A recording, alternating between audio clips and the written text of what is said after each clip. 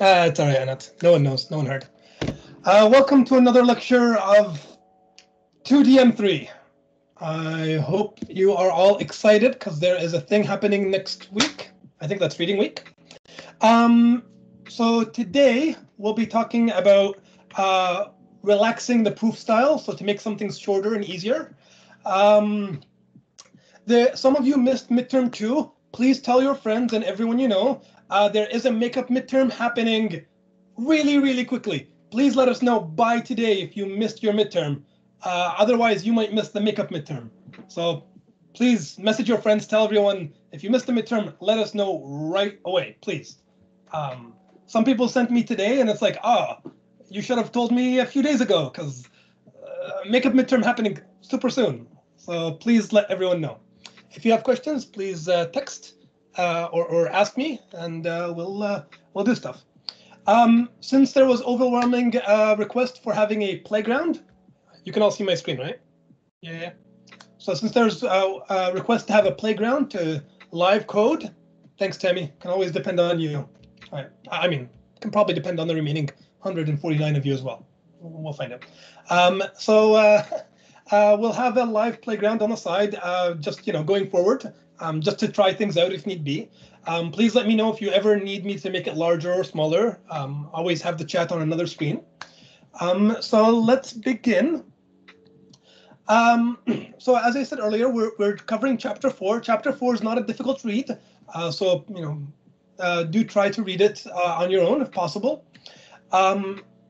There are some informal gestures in chapter 4 that will show you in lecture how to do them in CalcCheck, and I'll show you as well how to do them here. And as always, the slides are accessible to you, and I'll try to update the abridged lecture notes over the reading week next week, I think. Okay, ducks.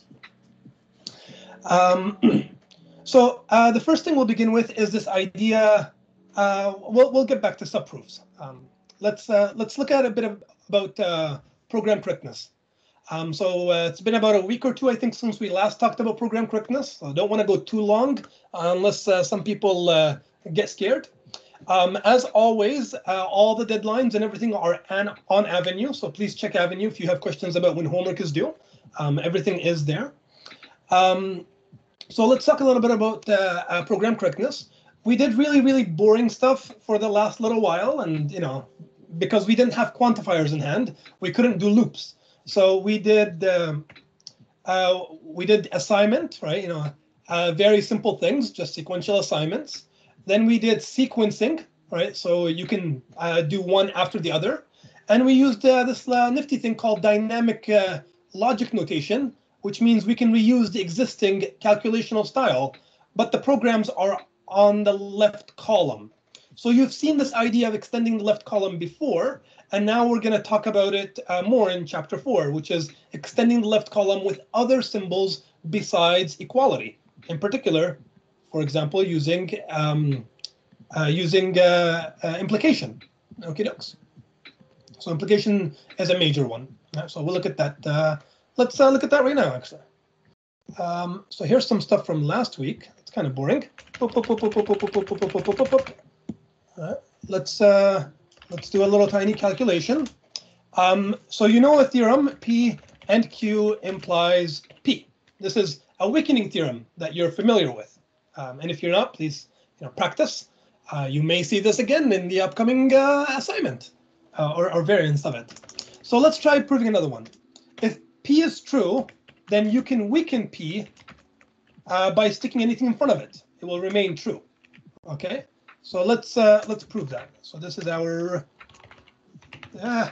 theorem. Okay, so we can prove this directly, and it can be a bit of a hassle.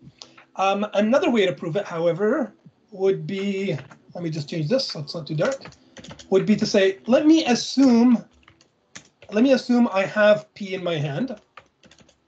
Then let me try to show that Q implies P.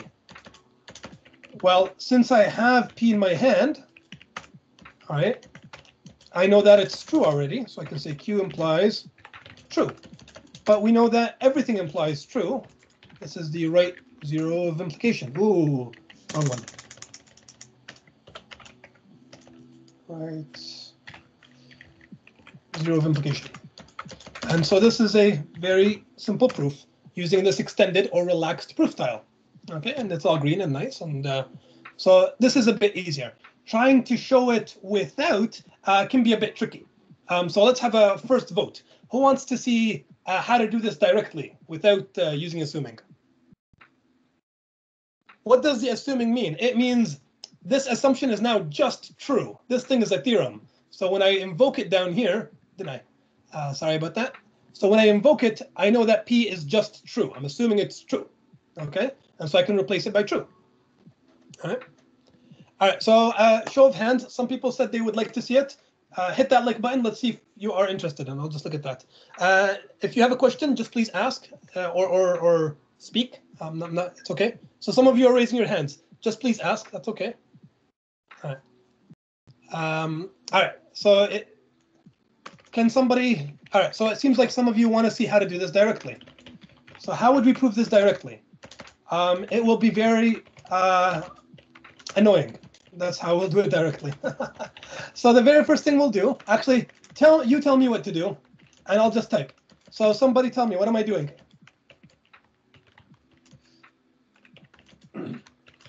What's the first step that I did? Does anybody know? Oh, yes, we could do it that way too. Yes, we could do it the other way. All right, we could do it the other way too. I thought you'd like to see the this way using 384, which is reminiscent of the proof above. So I want to show you this particular way. So yes, I'll show you this tiny proof first, just because some people want to see that way. So the easiest thing to do is to say, let's do shunting. And then we have P and Q implies P. And then this is just weakening, right? Which is the theorem I showed you a moment ago. All right. Unfortunately, many times you won't be able to do shunting. So the way you'll normally see this proof, the point of using assuming, is as follows. Whenever you feel like, oh, hey, I have to introduce an equality somehow, right? Or I have to make use of an equality, right? Definition equals. So the moment you have to do that, P equals true, implies Q implies P. So usually when you want to make use of an equality, then it may be better to use assuming. P equals true implies Q implies C, with Z becomes P. So if you see yourself, oh, hey, I need to do some sort of replacement, all right, so that's a rule of thumb. If you're doing a replacement, 384, and you will do some of them on the upcoming assignment, hint, hint, it would be your proof could be much easier to just do assuming. Okay, so usually you won't have some simple proofs like this, and you'll use assuming, and without using assuming, you'll have to do 384. Like shunting might not be applicable in the particular problem you're proving. And so here we just do replacement. Ooh, 384. And that says we have P equals true in hand. And so here Q implies Z. We just replace Z with true. Okay. So this idea of replacing P by true, right? So here we replace P by true. It happened much more naturally right here. Okay. So the idea is that using assuming can save you, it's like using replacement 384, but it can save you a lot of typing, because now you have to do a substitution, and you have to do a write zero of implication to get P equals true implies true, like that. And then you can do another write zero, that's not it, write zero of implication to get to true.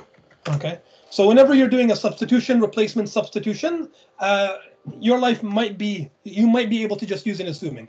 Okay, if your substitution, replacement substitution is deeply nested, then you might not be able to do assuming. Right, so it depends on the problem, but that's just a way to do it. Okay, good. All right, bueno. P equals true implies true because of write zero of implication. That's all, right? equality has higher precedence than implication. So the parentheses are right here. Okay, so please be aware of the precedence table. It is very available to you at the front cover of your book. Okay, so, and this is your book. Please be aware of your book. Okay, ducks. So I just wanted to show you that, and when we're adding new stuff to the right-hand side, that's more of what we did last time, yesterday. So today we're just going to talk more about relaxing the proof style, but first, loops. As I mentioned yesterday, loops are very related to quantification, right? So here's the main slide that I want you to see. Quantification is like loops, right?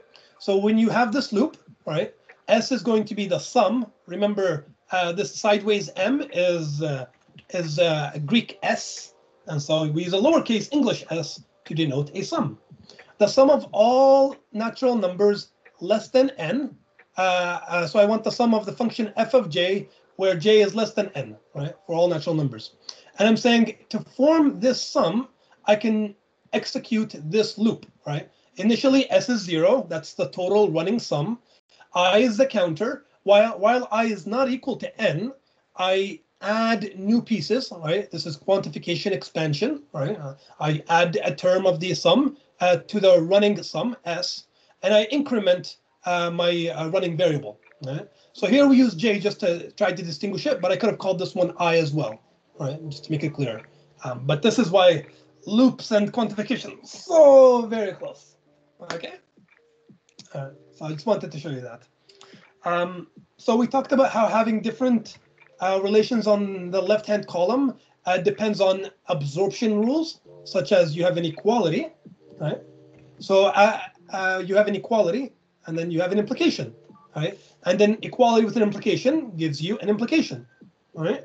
These are so-called transitivity or absorption rules, right?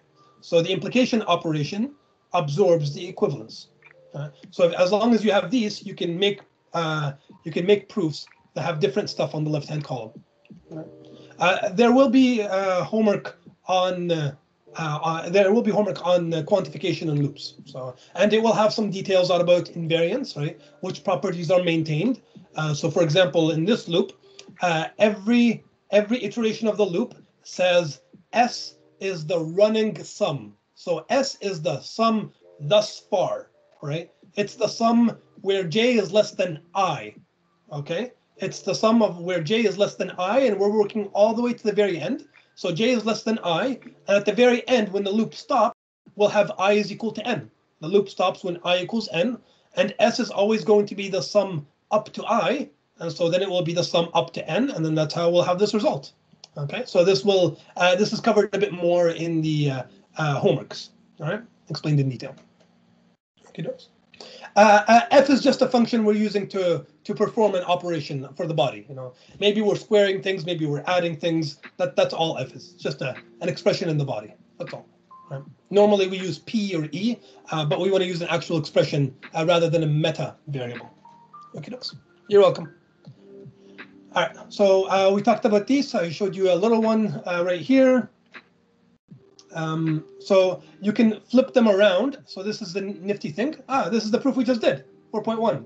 Okay, so you can flip them around. So let me just show you that in action. Calculation. Oh, I hope I can do that. I don't know if I can.